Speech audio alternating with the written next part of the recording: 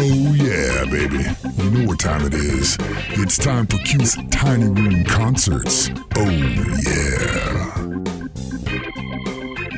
Welcome to a new episode of the Tiny Room Concert Series here on Q92.9. Yeah, we're still doing these. Getting the dust off on these because it's been a little bit, but we've waited because we have a special guest joining us today. These guys are out on the road right now. They actually stopped in between tour stops to hang out with us in the Tiny Room Concert Series. The one, the only, Blackstone Cherry. How you doing? What's up? Good. Thank you guys for being here today. I know it's early. You guys had a show last night. You got one tonight, so you got to load in here in a little bit. So thank you guys for swinging by. Appreciate you. Yeah, thank you for having us. Absolutely, yeah. And so I got to see you guys back in 2006 at a bar called Remington's downtown. You guys were opening for Buck Cherry, which you just said that debut album that you guys released off that tour released today. How cool is that? Yeah, that's right. Years ago today, man. It's crazy.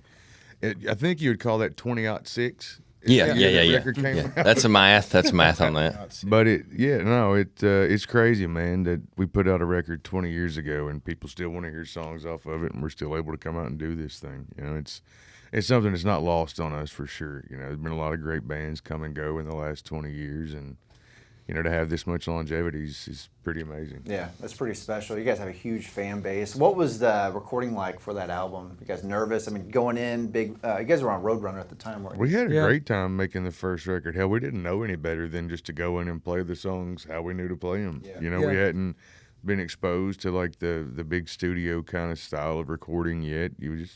We went in, set up in a room, and recorded the songs. A lot of those songs, maybe like 4 or 5 of those songs were just demos, you know, that we were shopping to labels at first, and then they actually made it onto the record as the tracks, you know. It's like the most energy you'll ever hear in a debut record. Yeah, awesome. that album slammed. I mean, so still much slams energy. to this day. Yeah, it's such a great album. I remember, again, I saw you guys in 2026 with Buck Cherry. That show was insane. Like, people were just, like, I don't remember a show being like that. Just, the vibe was so just high. But I remember I caught a drumstick, and I think it was from one of your guys, and this girl walked up to me. She goes, "Hey, I'll give you my phone number for that drumstick." Dang. I left the venue with the phone number and the drumsticks. I still have it in the attic somewhere. Yeah, it worked out pretty good. But speaking, you guys, 20 years ago, you released your debut. You guys just released a new EP called Celebrate. Why did you guys do an EP on that instead of a full-length album? I think more than anything, it was just the way we all as humans in society now consume the arts, whether it be a movie or whatever, music, it's all so fast. It was just like, let's try something different this time. Because it's the weirdest thing in the world. You put out a record, the record's out for 2 months, people are like, when are you guys putting out new music? I'm like, we just did that. You got Love this a little 13 new songs. But no, man, it's just, you know, you see a lot of people trying different things in the music world today, and we were like, you know what, it's a different time than it was when we started. Let's just try doing an EP and see how that happens. And the hopes, I think, with that is, you know, being able to put out new music more frequently than that every 3 years you get with a record, you know? Yeah, the goal from the get-go was to do a full album, but divide it in half. Yeah. So, like, EP 1 is out, and then just here in a week or so, we're going to start recording EP 2, and then put that out. So it's like like Chris was saying, we're never going to really stop. We're just always going to have something new will be out, and it allows us to go out and be on the road and not take 5 months to do this. And then you said you work on 13 songs, and then a couple of them get released, and then like people are like, well, when's the new music? And it's like, man, have y'all listened to the rest of the album yet? They can really live with 6 or 7 songs and really get used to those and love those. Yeah, and I think a lot of songs too, when you release an album now, with everybody's attention span, a lot of songs get lost. You know, you'll have good songs on there, just like you're saying, you know, you're like, what about this song? What about that one? You know, so. Yeah, no, it's a great EP. You released the Celebrate single. We're playing it here on Q92.9. That is a very motivational song. I know a lot of people are going through a lot right now, whether it's, you know, finances or relationships or just life in general. How did that song come to be? From just that, you know, we had the music and we knew that it was like very driving, very kind of, you know, moving and powerful. And when we started writing the lyrics, it was just like, you know, man, the world's so quick to cut everything that's done by anybody down.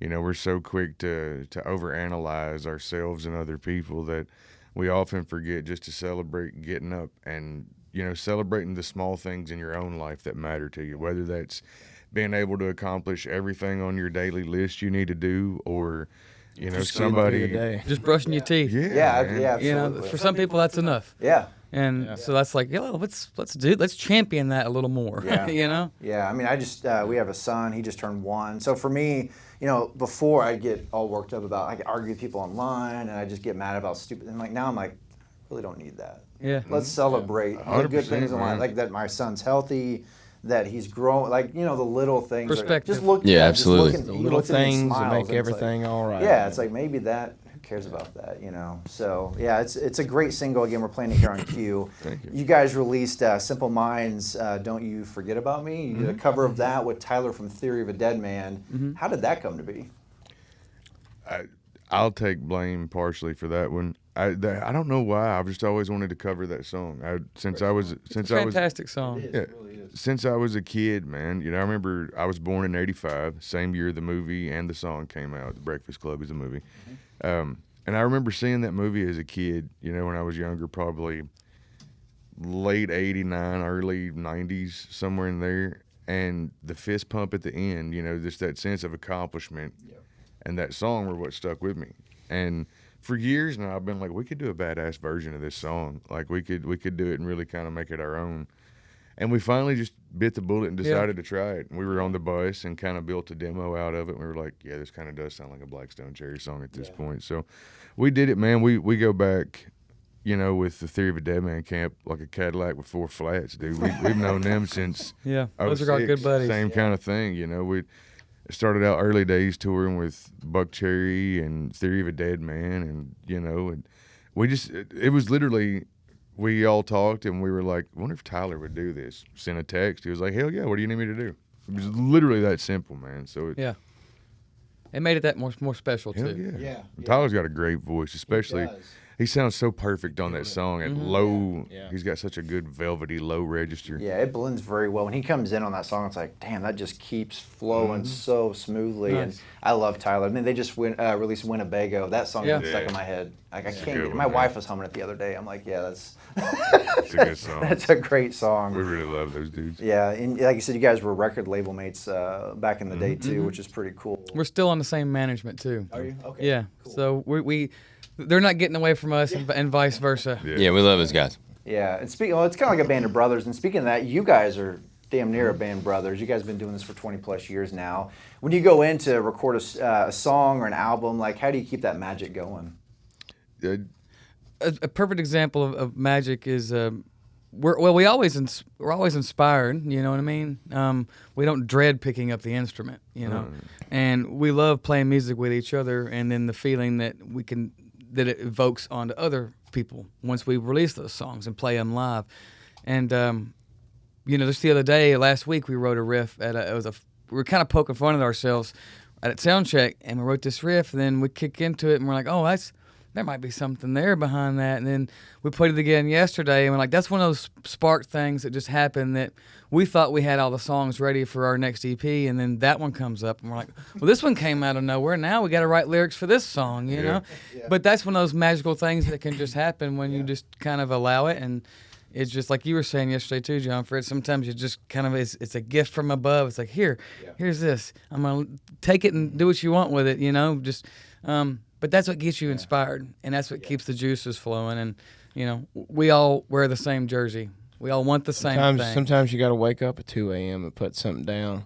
Like Michael Jackson. He said, saw an interview with him. He was like, you know, he thought God gave him this thing. He called all of his producers, everybody at 2 a.m. We got to record it now because if we don't, God's going to give it to Prince. That's so You good. would have to. Yeah. You imagine get that love call. that. Hey, it's Michael. Yeah. Let's come record. All right, So we I'm may on do my that- way. We may do that on next half. We may just record at 2 You're a.m. good, Michael. For Was us. it? Yeah, I've been Yeah. practicing behind the scene. Yeah.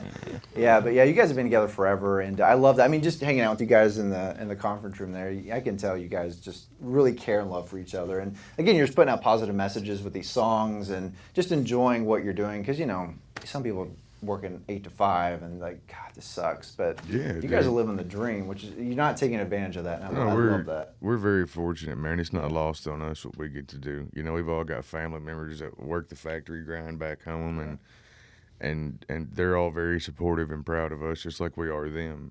So, but it's not lost on us, that we get to come play music for a living and try to enlighten people's day is our job, and it's pretty damn special. No, it's pretty amazing. You guys are out on the road. What's your favorite thing about doing that? Just the different reactions from people every night, because it doesn't, like, you go out on a tour, and a lot of times once you get your set list dialed in, that's the set list for the tour. Everything kind of ebbs and flows the way it should, but it's the reactions and how the songs are. Dude, we could do the same set list for a year solid, and not 1-2 shows would be the same. Just because we play every song, we're going to mess up at different parts every night. Yeah. Every performance is different. It's all live off the cuff, man. So We don't promise this stuff will be good, baby. We get paid for the attempts. We always joke, mistakes are free of charge. Yeah. Yeah. I actually watched a performance you guys. I think it was a Hellfest. You guys just blew it out of the park. Like Thanks. that was a Thank you, wild man. crowd. That's a fun too. show to watch. Steve and I, We took advantage of Metallica. Metallica headline, and they let us use their Catwalk. stage. Oh my god, their catwalk like was the snake pit unbelievable. down Yeah, there or the snake something? pit's in the middle, and it went out, man. And my goodness, it was so cool to be out there, run around and look back. And then once you're out there, though, and you look back at where Chris and John Frey were, you're like, shit, I'm far away, Yeah. Then you have to run back. You got to be on that microphone for the next chorus or I something. leave but- that all to. 1 minute. Oh, man, 1 it minute was- you're in I leave France. that all to y'all. Yeah, You run out to the end of it, and all of a sudden it feels like you're in Switzerland. yeah. Yeah. That was Like, fun. You're like, shit, that is ways away. Dude, there's no We got way. our steps in. No way. I'd run out there, and then by the time I got back to the microphone, if I got back in time to sing, there wouldn't be a breath left in this man. I need a minute. Intermission. I need 30 seconds before this Hey. chorus kicks in, fellas. I've been saying- song. We need to get headset mics like Garth Brooks and Kix Brooks. Just saying. I'm down. I'm here for it. He's here for it, baby. I'm here for it. I mean, Garth's going back out on the road. You guys That's can right. open for I him. saw that. Garth, if you're Yeah. watching, He's taking his 90s tour stuff on, so that's cool. I remember watching that as a kid. He was slamming those He guitars. did a Bob Seger cover the other night. Did you see And that? then Oh, Night really? Moves. Yeah, Hollywood Night Night Moves. Moves. Night Yeah. Moves. Night moves. Oh, that's a good one. You did a good That's job. really good. You guys cover that. You guys would nail that if you cover that. We like, Hey, we like some we Bob talked Seger. about around little here. Bobby. Yeah, we like Bob. Don't get me riled up now. I get excited. Now you guys are going to be at Rocklahoma in September, and then you're going to be back in Missouri and Columbia too. I think. Yeah. it's at Yeah, the- man. maybe That's the- in August, I believe, right? yeah. No, that's right around Yeah, September. September. Like, it's like the beginning of September, Somewhere I think. around- But yeah, so you guys have done Rocklahoma before? Yeah. We've done I it thought a few you had. times now. Yeah, that crowd is pretty amazing. We're gonna Yeah, they're good crowd. Fun. We actually did that when it was first started, when it was a little bit more classic rock driven. Yeah. And now obviously it's like a, Grown massively. an active rock Awesome. festival. Yep. But I remember the early days when it was like maybe Vince Neil and like Queensryche, and then it was us, and then but now you've got your slew of modern bands. So it's kind of cool to see that festival grow into what it's been, and it's gonna be awesome. And the Blue Note in Columbia, Missouri. Yeah, that's is a what it'll great be. venue. We should have Blue Night at the Blue Blue Note. Night at the Blue Note. Let's go. That'll All bring you some good Mizzou people. fans, come out and wear Yeah. your Wildcat gear.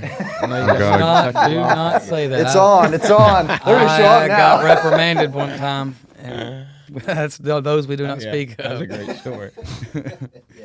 Well, it should be a good time at Rocklahoma and, of course, in Columbia. For those of maybe never seen you guys live, what should they expect at a Blackstone Cherry concert? It's A lot of sweat. It's a lot of energy. Yeah. Mistakes are free. The energy is there 100%. We just have fun. It's fun. Man. That's the biggest thing, and we want it to be an escape for everybody in the room, ourselves included. That's what it's about. It's everything else in the day. That's the job. That's the release for us. It should be for everybody in the room, and we do our best to make sure that that's what it is for everybody to the best of our ability. Look at. We always have a good time. When I mess up boldly on stage, do I let my frustration out? Absolutely. But I'm smiling the next song, But that's us, not wanting to mess up, not wanting, like, dude, last night I hit a bad note and I let a F-bomb fly, and I'm sure half of Bloomington heard me say it. It's like a rock and roll wrestling ring up there. Yeah. You got John Fred, aka Kevin Nash, up there taking on the whole NWO Wolfpack. Wolfpack, baby. Beating him It's to a run. life. Let me tell you something, brother. Let me tell you something, dude. We got to get him a leotard though. Oh, yeah, That's all dude. you're missing. Yeah, That I'm would, a one. that'd make blabbermouth for sure. Yeah, absolutely. Yeah, that'd be top. That'd be top on search engine on that. Well, thank you guys for joining us this early. Thanks to Blasky, by the way, for doing all this sir. behind Thank you, the guys. Thank you, buddy. Thank you, Congrats on the guys. new EP, Celebrate. It is, I'm not just saying this, it is a great EP. Like Thank I've you. been Thank rocking you. it. I mean, it sounds great on the speakers driving in when I was coming in earlier. Thank you guys so- for spinning it too. We Absolutely, yeah, we appreciate love that. you guys. Like I said, you guys have been a part of us since '06, so we love Blackstone awesome. Cherry, and we'll see you guys at Rocklahoma, and then maybe at the Blue Note in Columbia. So, Thank you, guys. Yeah, thank thanks, you guys. Blackstone Cherry, part of the Tiny Room Concert Series here on Springfield's Rock Station, Q92.9.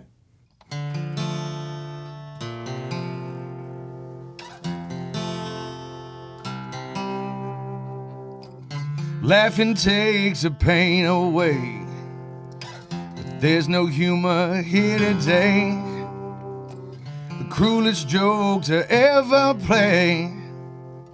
Raise my hopes and watch them fade. I'm not saying that I'm giving up, but nothing hurts like love. I need a little help, I need some type of strength, some relief.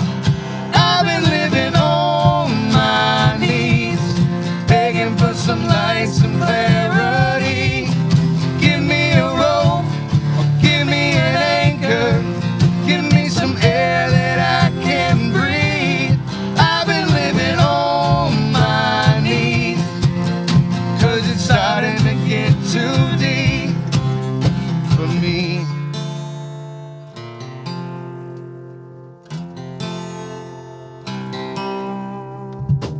It's like a void I'm living in. No sign of life, no other end. I know to pray and say amen. Tuesday came, I made amends. I know we wish for something more. It feels so different than before. And if tomorrow never showed, you'd always be the one I chose. You know I'm never gonna give you up, 'cause nothing heals like love. I need a little help, I need some type of strength, some relief. I've been living on my knees, begging for some light, some clarity. Give me a rope, or give me an anchor. Give me some air that I can breathe. I've been living on my knees, 'cause it's starting to get too deep for me. Yeah, yeah, yeah, yeah, yeah. Oh yeah, yeah, yeah, yeah, yeah, yeah. Oh yeah. I need a little help. I need some type of strength, some relief. I've been living on my knees, begging for some light, some clarity. Give me a rope, or give me an anchor. Give me some air that I can breathe. I've been living on my knees, 'cause it's starting to get too deep for me.